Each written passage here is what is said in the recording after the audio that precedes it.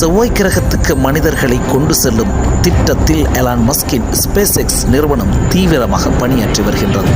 அதன் அடிப்படையில் இதுவரையில் நாசா உள்ளிட்ட நிறுவனங்களில் கூட இல்லாத சக்தி வாய்ந்த ஸ்டார்ஷிப் என்கிற ராக்கெட்டை உருவாக்கியுள்ளது.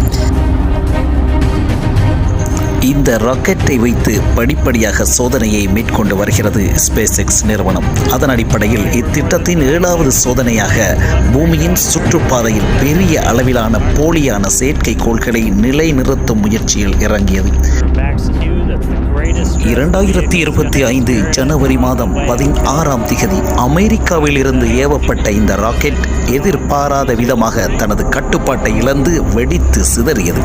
ஆனால் 2 அடுக்குகளை கொண்ட ஸ்பேஸ் ராக்கெட் மீண்டும் பயன்படுத்தக்கூடிய வகையில் உருவாக்கப்பட்டுள்ளது.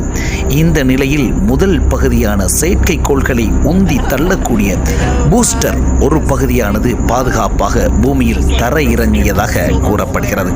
ஆனால் தொடர்பை இழந்த மற்றொரு பகுதி வெடித்து சிதறிய போது வானில் தீச்சாரல் மழை போல் பொழிந்ததாக காட்சிகளை பார்க்கும்போது அறிய முடிகின்றது.